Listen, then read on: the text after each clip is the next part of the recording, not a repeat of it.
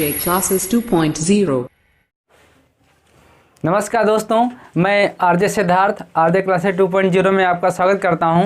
दोस्तों, जैन धर्म का भाग 2 महावीर स्वामी के बारे में आज हम अध्ययन करेंगे। दोस्तों, यदि आप टीजीटी पीजीटी की तैयारी कर रहे हैं तो हमारा और एक वीडियो आ रहा है। सप्ताह में 3 वीडियो आपको मिलेंगे जिसमें राजनीति शास्त्र पूरी पढ़ाई जा रही है। इसमें कथन, विचारक, ये सारी आपको बातें मिलेंगी, उनकी बुकें मिलेंगी। तो यदि आप टीजीटी पीजीटी देना चाहते हैं तो आप हमारे दूसरे वीडियो को देख करके उसके नोट जरूर बनवा लें। और दोस्तों, ये जो भी हम इतिहास पढ़ा रहे हैं टीजीटी पीजीटी पूरा पढ़ाएंगे, नेट तक कवर कराएंगे। आप इसको भी नोट डाउनलोड कर सकते हैं, नोट्स बना सकते हैं। आइए मित्रों, देखते हैं महावीर स्वामी के बारे में। महावीर स्वामी के बारे में यदि बात करें तो मित्रों, इनके पिता का नाम, सबसे पहले पिता का नाम देखते हैं। तो पिता का नाम सिद्धार्थ था। पिता का नाम इनके सिद्धार्थ था। और यदि माता की बात करें मित्रों, माता, जब बौद्ध धर्म पढ़ा था तो महात्मा बुद्ध का नाम सिद्धार्थ था। यहाँ इनके पिता का नाम सिद्धार्थ है। माता का नाम त्रिशला था। क्या नाम था? त्रिशला था। इनकी माता का नाम त्रिशला था। अब सिद्धार्थ इनके पिता का नाम है तो इनके कुछ नाम हैं, उप नाम भी देख लेते हैं। उपनाम कहीं कहीं पर ऐसे पूछ देता है कि ये किसका नाम है, तो वहाँ पर कन्फ्यूजन हो जाती है मित्रों। तो यशास्मक, यशास्म एक इनका उपनाम मिलता है। यशास्म बहुत महत्वपूर्ण नाम है। दूसरा नाम इनको श्रेयास्म मिलता है। क्या? श्रेयास्म इनका नाम मिलता है। एक ये महत्वपूर्ण नाम है। तो मित्रों, आप क्या करेंगे, ये मेरे साथ नोट कर लेंगे, बहुत महत्वपूर्ण है। त्रिशला की यदि हम बात करें तो इनके भाई उपनाम भी हैं। इनका भी उपनाम मिलता है, बहुत बार पूछा जाता है, तो उपनाम भी जानना जरूरी है। तो उपनाम इनके क्या हैं उनके बारे में देख लेते हैं दोस्तों, मेरे साथ आप भी नोट कर लेंगे। तो विदेहता, क्या नाम है? विदेहता। विदेहता इनके जो माता है त्रिशला, महावीर स्वामी की माता त्रिशला, उनका जो उपनाम है विदेहता है। प्रियकारिणी दूसरा नाम क्या पाया जाता है? प्रियकारिणी दूसरा नाम प्रियकारिणी भी पाया जाता है। तो आप ये भी नोट कर लेंगे। जो त्रिशला है ये लिच्छवी नरेश, त्रिशला जो है वो लिच्छवी नरेश चेटक की पुत्री हैं। चेटक की पुत्री हैं त्रिशला नरेश चेटक की, सॉरी मित्रों, पुत्री नहीं, बहन है। क्या है ये इसकी बहन है। तो ये इसके मामा हुए। तो एक पॉइंट इस तरीके से नोट कर लेंगे कि त्रिशला राजकुमारी चेटक की बहन का विवाह सिद्धार्थ से हुआ था, जो कि महावीर स्वामी की माता है, जिनका उपनाम विदेहता या प्रियकारिणी है। इनके पिता सिद्धार्थ, जिनका उपनाम यशास्म या श्रेयास्म पाया जाता है। इनके जो पिता हैं सिद्धार्थ, तो एक संघ है। कौन? वज्जी संघ है। एक वज्जी संघ है। उस वज्जी संघ में एक वंश पाया जाता है। क्या? ज्ञात्रक कुल ये पाया जाता है। इसके शासक हैं, एक पॉइंट ये नोट कर लेंगे, ज्ञात्रक कुल के शासक या क्षत्रिय हैं, ये पॉइंट नोट कर लेंगे।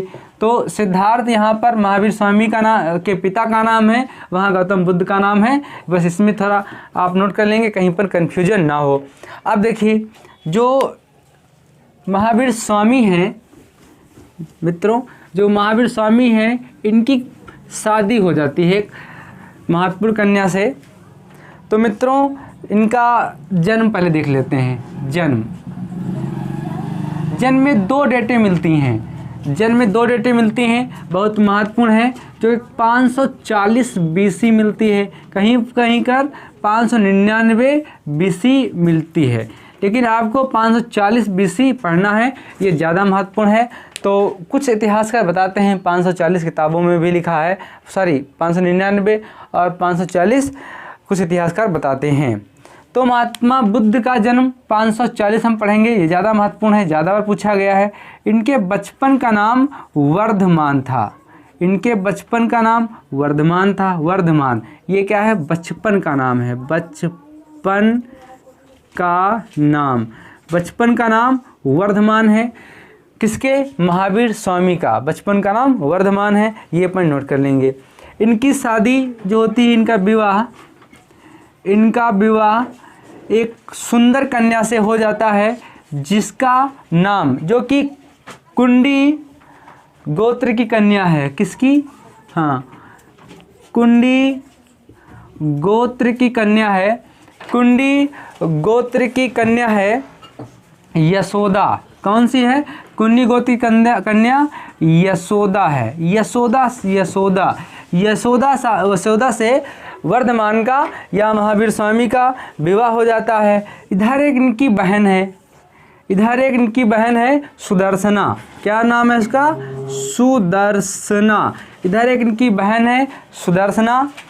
सुदर्शना का एक पुत्र है जमाल। सुदर्शना का एक पुत्र है जमाल, और इनकी एक पुत्री है। यशोदा से एक पुत्री जन्म लेती है। इधर इनका पुत्र है, इधर इनका जमाल पुत्र होता है। क्या? जमाल पुत्र है। इधर एक इनकी पुत्री है, और बहुत महत्वपूर्ण नाम उसका है अणोज्या। क्या नाम है? अणोज्या का और भी एक नाम है प्रियदर्शिनी। क्या नाम है? प्रियदर्शिनी। अनुज्जा का एक और नाम है प्रियदर्शिनी। तो जमाल और अनुज्जा का विवाह हो जाता है। क्या हो जाता है? विवाह हो जाता है। एक पॉइंट ये नोट कर लेंगे कि महावीर स्वामी के बचपन का नाम वर्धमान है, जिनकी एक बहन है सुदर्शना। ये इनकी बहन है सुदर्शना। इधर इनका विवाह होता है यशोदा या कुंडी गोत्र की कन्या से। यशोदा से विवाह हो जाता है, जिससे एक पुत्री जन्म लेती है। कौन? अरोजा या प्रियदर्शिनी। इधर सुदर्शना से एक पुत्र जन्म लेता है। कौन? जमाल। तो इन दोनों का विवाह हो जाता है। मित्रों, जो जमाल है ये प्रथम इनका शिष्य है। क्या है? प्रथम शिष्य है। किसका? महावीर स्वामी का ये प्रथम शिष्य है। और जब प्रथम शिष्य है तो जमाल ज़्यादा दिन साथ में नहीं रुक पाते हैं, तो जमाल का मतभेद हो जाता है। क्यों मतभेद हो जाता है? तो क्रिमाण सिद्धांत को लेकर महावीर स्वामी से मतभेद हो जाता है, और ये अलग हो जाते हैं। क्या हो जाते हैं? ये अलग हो जाते हैं। तो क्रिमाण सिद्धांत को लेकर अलग हो जाएंगे। कौन? जमाली अलग हो जाते हैं, और उनका संबंध अभी कुछ समय के लिए टूट जाता है। इनका दूसरा विद्रोह यदि बताएं, जैन धर्म में सेकंड जो विद्रोह रहता है, दूसरा जो विद्रोह होगा वो कौन करेगा? 30 गुप्त करेगा। 30 गुप्त को जो मैं गुप्त पढ़ाऊंगा तो आपको बताऊंगा डिटेल में, तो याद रखेंगे। सेकंड विद्रोह 30 गुप्त करता है, प्रथम विद्रोह जमाल करता है। एक पॉइंट आपको नोट कर लेना है। फिर इधर क्रमाण विद्रोह को लेकर फिर एक नया शुरू होता है, नया सिद्धांत आता है बहुतरवाद। क्या आता है? बहुतरवाद। एक नया सिद्धांत बहुतरवाद आता है। तो मित्रों नोट कर लेंगे कि क्रमाण सिद्धांत को लेकर के विरोध कर देता है कौन? जमाल। और फिर नया उसमें वाद आता है बहुतरवाद। तो आगे मित्रों देखते हैं फिर। तो ये क्लियर हो गया था ना? चलिए मेरे साथ आप नोट करते रहेंगे, जितना मैं पढ़ाऊँ आप धीरे धीरे मेरे साथ चलते रहें। कम टाइम में आपको मैं ज़्यादा से ज़्यादा पढ़ाने का प्रयास करूँगा। चंपा के शासक, एक और पॉइंट है जो बहुत महत्वपूर्ण है। चंपा के शासक हैं जिनका नाम क्या है मित्रों? दधिवाहन। जिनका नाम है दधिवाहन। चंपा के शासक दधिवाहन की पुत्री चंदना, इनकी दधिवाहन की पुत्री होती है। क्या नाम है पुत्री का? चंदना। तो चंपा के शासक दधिवाहन की पुत्री चंदना, ये प्रथम बिच्छुणी बनती है। तो ये बिच्छुणी बनती है, प्रथम बिच्छुणी बनती है जैन धर्म की। महावीर स्वामी की प्रथम बिच्छुणी है। तो ये पॉइंट आप नोट कर लेंगे, बहुत बार पूछा गया है मित्रों। अब आगे बात करते हैं महावीर स्वामी के बारे में। तो महावीर स्वामी के एक बड़े भाई हैं नंदीवर्धन। इनके मित्रों एक बड़े भाई हैं नंदीवर्धन। वर्धन, क्या नाम का है, नंदिवर्धन, जिनसे ही आज्ञा लेकर के ग्रह त्याग करते हैं। तो इनसे आज्ञा लेकर के संन्यास के लिए या सत्य की खोज में महावीर स्वामी बाहर निकलते हैं और आज्ञा लेके घर से निकलते हैं। तो इनकी उम्र जो होती है महावीर स्वामी की 30 वर्ष होती है। तो कह सकते हैं 30 वर्ष की अवस्था में बड़े भाई नंदिवर्धन से आज्ञा लेकर के सत्य की खोज में ये घर से बाहर निकलते हैं। उसके बाद नालंदा पहुंचते हैं। कहाँ जाते हैं, नालंदा पहुंचते हैं, नालंदा पहुंचते हैं। जब नालंदा महावीर स्वामी पहुंचते हैं तो वहाँ मखालिपुत्तिस से इनकी मुलाकात होती है। मखालिपुत्तिस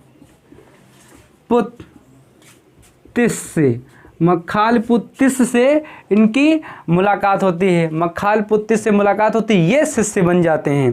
तो क्या होगा, शिष्य बने, 6 वर्ष तक रहे। ये एक नोट कर लेंगे, शिष्य बने, शिष्य बने, ठीक, एक पॉइंट। दूसरा पॉइंट, 6 वर्ष तक साथ रहे, एक ये पॉइंट। दूसरा, तपस्या की, एक ये पॉइंट। ये साथ में रहते हैं, फिर थोड़ा सा विवाद हो जाता है और मतभेद के कारण ये अलग हो जाते हैं। कौन, मखालिपुत्तिस। कहाँ से मुलाकात होती है, तो नालंदा में इनसे इनकी मुलाकात होती है। चलिए दूसरा पॉइंट नोट कर लेंगे, बहुत महत्वपूर्ण नाम है और मेरे साथ मित्रों आप भी नोट करते रहेंगे ताकि कोई भी पॉइंट छूटे ना पाए आपका। चलिए, अब इन्होंने 12 वर्ष तक कठिन तपस्या की थी, 12 वर्ष तक कठिन तपस्या की थी। ये कहाँ से जानकारी मिलती है, तो ये कल्पसूत्र से जानकारी मिलती है। कहाँ से, कल्पसूत्र से जानकारी मिलती है। और कहाँ से, आचारांग से मिलती जानकारी, आचारांग से जानकारी, आचारांग सूत्र हम नोट कर सकते हैं। आचारांग सूत्र से जानकारी मिलती है कि इन्होंने 12 वर्ष तक कठिन तपस्या की थी। चलिए मित्रों, तो अब जब कठिन तपस्या की तो इनको ज्ञान की प्राप्ति होती है, ज्ञान की प्राप्ति होती। कहाँ ज्ञान की प्राप्ति होती है, एक नदी है रेजुपालिका, रेजुपालिका नदी के किनारे, रेजुपालिका नदी के किनारे, नदी के तट पर इनको ज्ञान प्राप्ति होती है। किसको, महावीर स्वामी को। चलिए, तो ये कहाँ होती है, तो जुम्बिक ग्राम में, जुम्बिक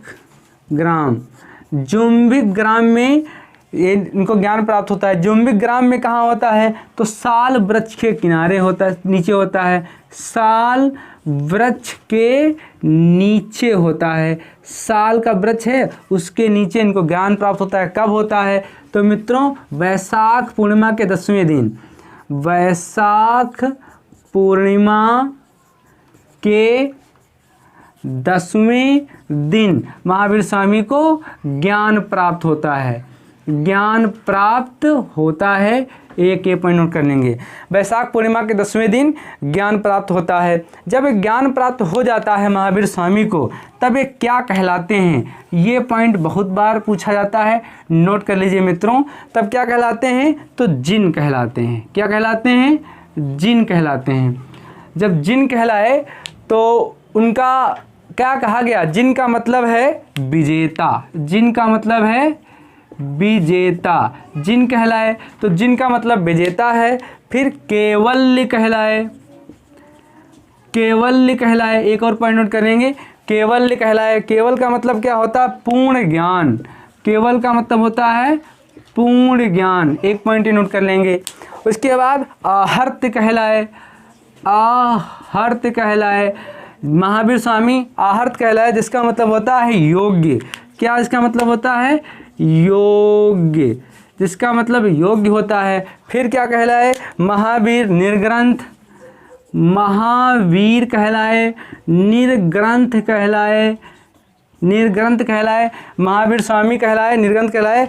महावीर का मतलब होता है कठिन परिश्रम, कठिन परिश्रम। निर्ग्रंथ का मतलब होता है बंधन रहित, बंधन रहित। तो ये मित्रों पॉइंट नोट कर लेंगे। जब इनको ज्ञान की प्राप्ति होती है तो जिन कहलाए जिसका मतलब है विजेता, कैवल्य कहलाए जिसका अर्थ है पूर्ण ज्ञान, आहर्त कहलाए जिसका मतलब है योग्य, महावीर स्वामी कहलाए जिसका मतलब कठिन परिश्रम, निर्ग्रंथ कहलाए जिसका मतलब है बंधन रहित।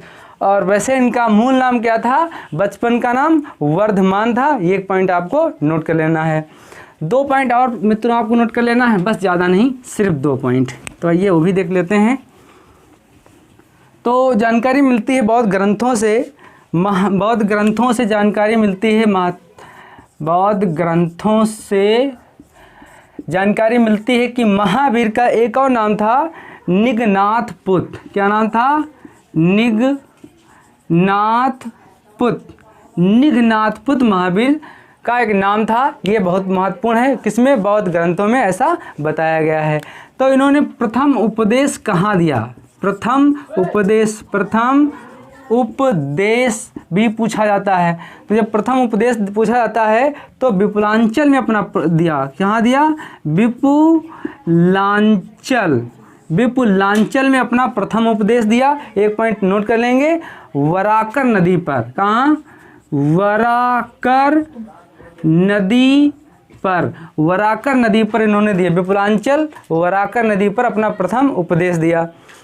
इसके बाद इन्होंने प्रचार केंद्र भी अपने कुछ बनाए। प्रचार केंद्र वो कौन कौन से हैं मित्रों? कई बार पूछा गया है तो मैं नोट करा रहा हूँ, इससे ज़्यादा अपनी एनर्जी इस पर वेस्ट नहीं करेंगे।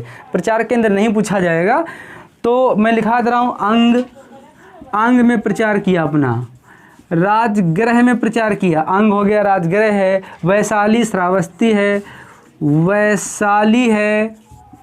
श्रावस्ती है। तो यहाँ उन्होंने अपना प्रचार किया था। ये प्रचार केंद्र भी पूछे जाते हैं। 72 वर्ष की आयु में, 72 वर्ष की आयु में इनका देहांत हो जाता है। महावीर स्वामी का 72 वर्ष की आयु में देहांत हो जाता है। कहाँ होता है? पावा में होता है। कहाँ होता है? एक पॉइंट और नोट कर लेंगे, पावा में होता है।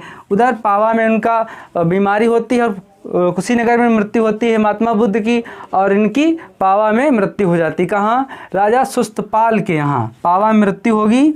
राजा सुस्तपाल के यहाँ या हस्तपाल के यहाँ इनकी मृत्यु होती है। चुंद सुनार के वहाँ महात्मा बुद्ध की मृत्यु होती है। तो हस्तपाल या राजा सुस्तपाल या हस्तपाल के नाम से हम जानते हैं जहाँ पर महात्मा या महावीर स्वामी की मृत्यु हो जाती है। कब? 468 BC में। 468 BC में इनकी मृत्यु हो जाती है। ये पॉइंट मित्रों नोट कर लेंगे। मृत्यु के समय, जब महावीर स्वामी मृत्यु इनकी होती है, मृत्यु के समय वहाँ उपस्थित कौन था? जिस तरीके से सुधर्मा और आनंद वहाँ पर थे, तो यहाँ पर कौन था? सुधर्मन।